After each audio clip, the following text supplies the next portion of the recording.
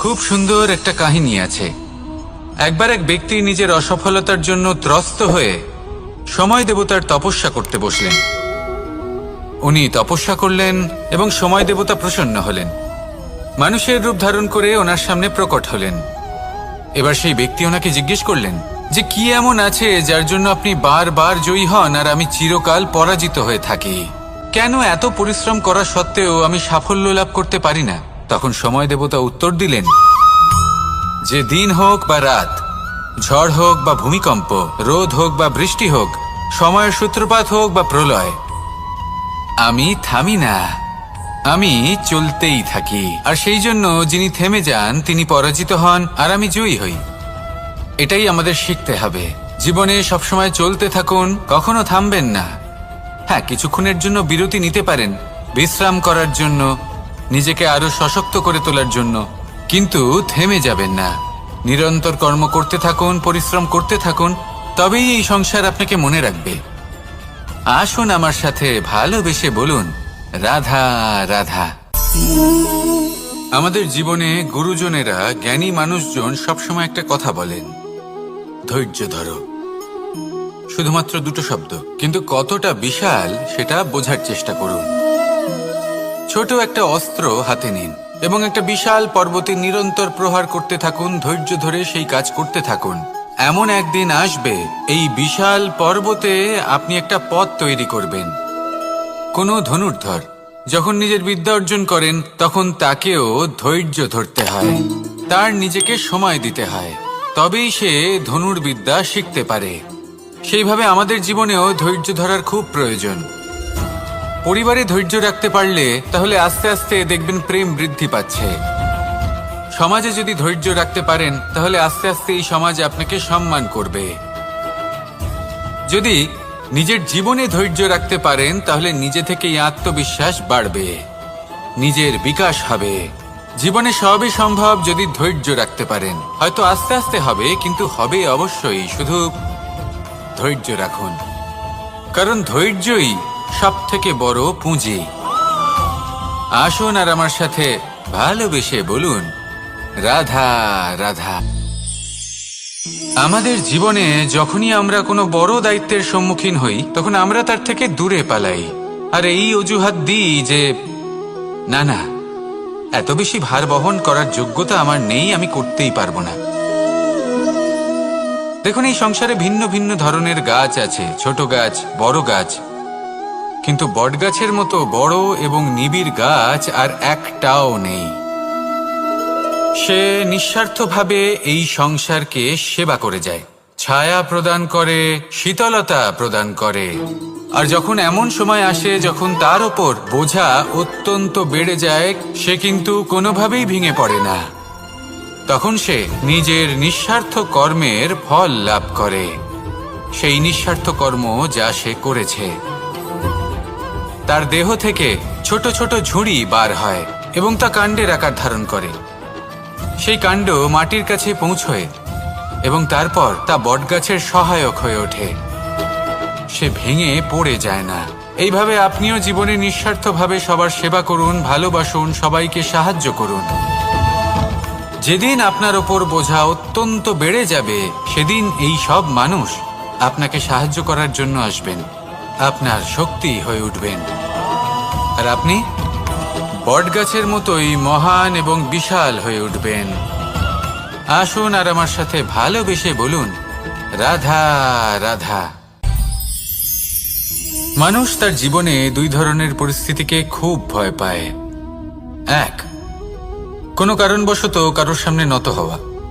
দুই, কোনো কারণে নিজের চরিত্র থেকে, নিজের মূল্যবোধ থেকে বিচ্যুত হওয়া। এবার কেন হয় এরকম যে কথায় কথায় কারোর সামনে নত হতে হয়? কেন বারংবার নিজের চরিত্র থেকে চ্যুত হতে হয়? এরকম কেন হয়? এটা তখনই হয় যখন আমাদের শিক্ষা এবং মূল্যবোধের অভাব থাকে। যদি মানুষের মধ্যে প্রকৃত শিক্ষা থাকে তাহলে এই সংসারে কোনো সময় এবং কারোর সামনেই নত হওয়ার কোনো প্রয়োজন নেই। যদি মানুষের মধ্যে মূল্যবোধ থাকে তাহলে তাকে নিজের মূল্যবোধ বা চরিত্র থেকে বিচ্যুত হতে হয় না, তা সে যাই হয়ে যাক না কেন। কোনো বালককে যদি জন্ম থেকেই সুশিক্ষার অধিকারী করা হয়, শিক্ষিত করা হয়, মূল্যবোধের অধিকারী করা হয়, তবে সে এই সংসারে এমন কর্ম করবে যাতে সে নিজেকে, নিজের পরিবারকে, সমগ্র সমাজকে গর্বিত করতে পারে। শিক্ষা লাভ করুন, মূল্যবোধ লাভ করুন এবং আমার সাথে ভালোবেসে বলুন, রাধা রাধা। আমাদের সকলের জীবনে একটা লক্ষ্য থাকে যেটা আমরা লাভ করতে চাই। ঠিক যেন একটা প্রতিস্পর্ধা বিদ্যমান যে কে সব থেকে আগে নিজের লক্ষ্যে পৌঁছতে পারবে। আর সেই জন্য আমরা সকলেই খুব তাড়াতাড়ি এগোতে চেষ্টা করি, বড় এবং দীর্ঘ পদক্ষেপ ফেলি যাতে তাড়াতাড়ি নিজের লক্ষ্যে পৌঁছতে পারি। কিন্তু এক অত্যন্ত গুরুত্বপূর্ণ বিষয় আছে, সবসময় লক্ষ্য সামনে থাকবে না, কখনো কখনো তা খুঁজতে হয়। এই যাত্রা খুব কঠিন হতে পারে, আর ঠিক এই কারণেই সবসময় দ্রুত গতিতে চলা বা তাড়াতাড়ি পথে চলা সেটা আবশ্যক নয়। তার থেকেও বেশি গুরুত্বপূর্ণ হলো ভেবেচিন্তে তারপর পথ চলা। যদি ভেবেচিন্তে পদক্ষেপ ফেলেন, চলতে পারেন, তাহলে সেটাই সর্বশ্রেষ্ঠ পদক্ষেপ। কখন কোন দিকে যেতে হবে, কখন কোথায় দিক পাল্টানো যাবে না, কখন গতি বেশি রাখতে হবে, কখন কম, কখন থামবো, কখন চলবো, এই সব কিছুর বিষয়ে জ্ঞান অত্যন্ত গুরুত্বপূর্ণ এবং ভেবে চিন্তে চলতেই হবে। সেই জন্য শুধু তীব্র গতিতে সামনে এগোলে চলবে না, ভাবনা চিন্তা করে এগোতে হবে। আসুন আমার সাথে ভালোবেসে বলুন, রাধা রাধা। কখনো কোনো প্রজাপতিকে উড়তে দেখেছেন? কি সুন্দর উড়ে বেড়ায় সে, এক ফুল থেকে অন্য ফুলে, এক পাতা থেকে অন্য পাতার ওপর। কিন্তু সে কিভাবে উড়তে শেখে কখনো ভেবেছেন? জন্ম থেকেই কিন্তু প্রজাপতির ডানা থাকে না, ও কিন্তু ছোট্ট একটা ডিমের আকারে জন্ম লাভ করে। তারপর সেই ডিমটি ভেঙে একটি কীট বাইরে আসে। আস্তে আস্তে সে বড় হয়, ওর শক্তি বৃদ্ধি পায়। তারপর সে সেই কীট দশা ত্যাগ করে নিজের ডানাগুলি মেলে। এই প্রক্রিয়া তার কাছে সরল নয়, অত্যন্ত যন্ত্রণাদায়ক প্রক্রিয়া, কিন্তু সে সেই যন্ত্রণা মেনে নেয়। আর তারপর আস্তে আস্তে সে উড়তে শেখে। শুধুমাত্র আকাশে উড়ে বেড়ায় তা নয়, আমাদের মনের মাঝে উড়ে বেড়ায়। এবার এই ডিম থেকে প্রজাপতি হয়ে ওঠার যে যাত্রা, এটা যতটা কঠিন, ততটাই কঠিন হয় এই সংসারে শ্রেষ্ঠ কর্ম করা, ততটাই কঠিন হয় এই সংসারে মহান হয়ে ওঠা। সেই জন্য প্রয়োজনীয় প্রচেষ্টা এবং সময়। নিরন্তর প্রচেষ্টা করতে থাকুন, পর্যাপ্ত সময় নিন এবং আপনি নিজেকে এই আকাশে উড়ন্ত অবস্থায় পাবেন। আসুন আমার সাথে ভালোবেসে বলুন, রাধা রাধা। পায়েস হলো আমার বিশেষ প্রিয়। এর মধুর স্বাদ মনকে প্রফুল্ল করে তোলে।